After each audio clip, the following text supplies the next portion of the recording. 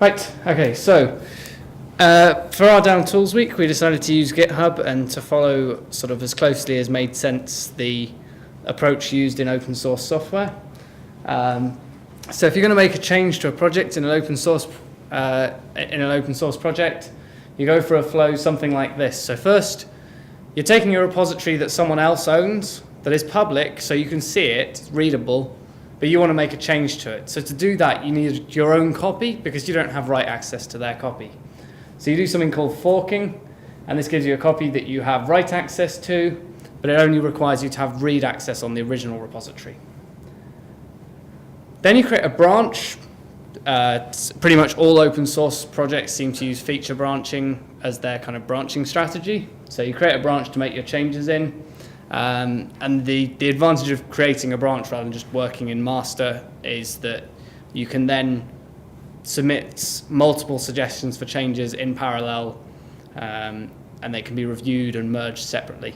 So you might submit 2 changes that you think are awesome, and the project owner might go, that one's rubbish, that one's good, and merge one of them.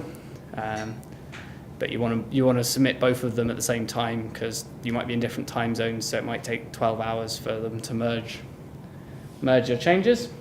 So then you commit some actual changes, and you submit your changes to be reviewed and merged by the project owner. So you do that through something called a pull request, and this gives you code review. They can make comments and suggestions for things to improve before they actually merge it. So it gives lots of eyes on the code. Everyone sees those. So in the business, it doesn't really make sense to fork the project every time. Typically, most people have write access to most projects, and the forking is just overhead. It takes time, and on GitHub it does weird things with notifications because everyone by default has access to that fork as well as the original. So we just create a branch. That allows lots of people to make changes at the same time, as well as one person to make multiple changes and submit them separately. Then we make some changes. Then we submit the changes for review in the same way as we would in an open source project by creating a pull request, this time within a repository, but just from one branch to the other. And crucially, we avoid merging our own pull requests.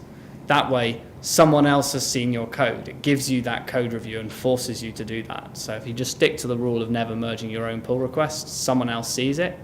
And typically in a business environment, pull requests get merged pretty quickly because we all keep roughly the same working hours. So there's someone sitting 2 desks over who has the necessary permissions and know how to merge your pull request. So you don't have to wait for very long. So the advantage is every bit of code is seen by at least 2 people.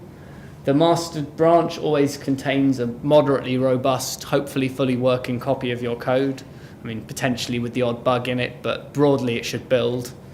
And every feature, every bug fix, everything has a pull request that describes what happened, why the change was there. So that's really good if you need to go back and say, why on the earth did they do such and such? There should be a little sort of 1-sentence, 2-sentence summary there of what they did. And that gives you a summary of potentially a group of commits, which is quite useful because you might have one feature that's implemented in some series of commits, and that pull request groups them together and gives you one place to see all of the changes that relate to that. We also used GitHub issues to keep track of our backlog, to keep track of what we wanted to do. So this is, again, fits very much with what open source projects do. Anyone can open an issue, give a title, a description, add some comment. Anyone can add comments, so anyone can kind of weigh in on the discussion.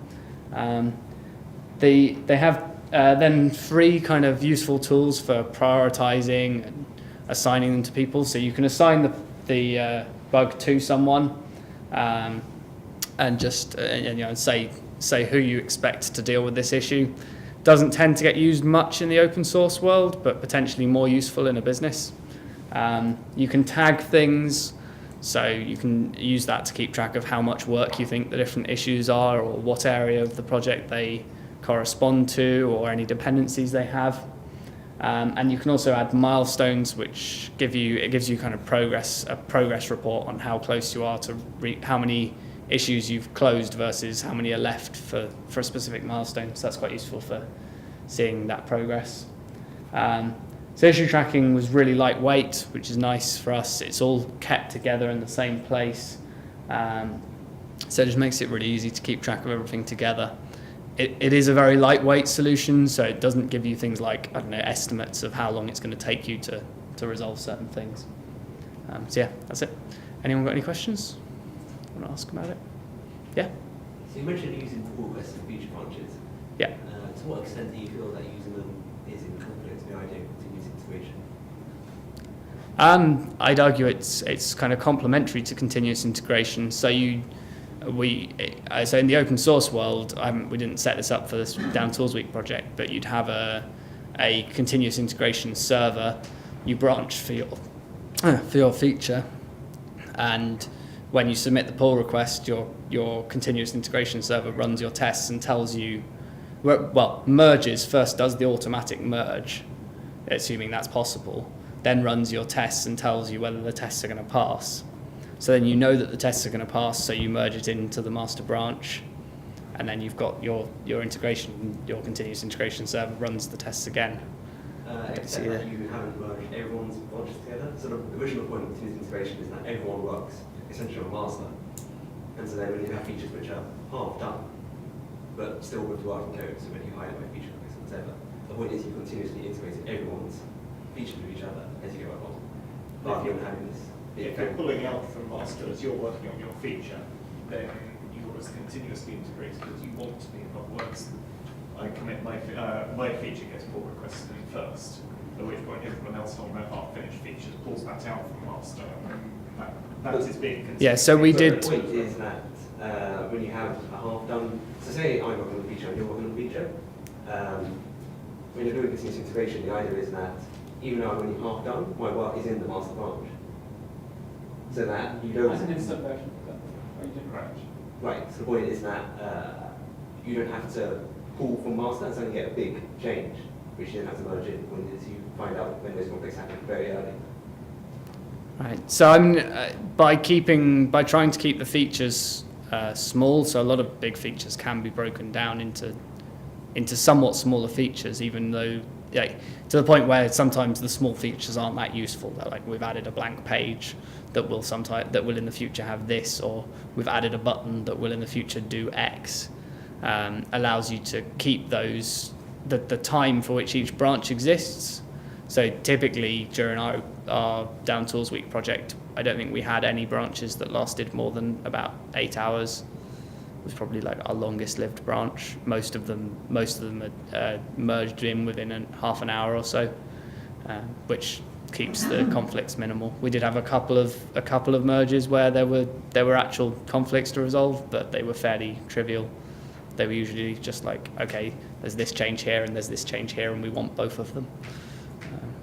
So I think that was quite easy. Anyone else? Cool. Thanks very much. Good.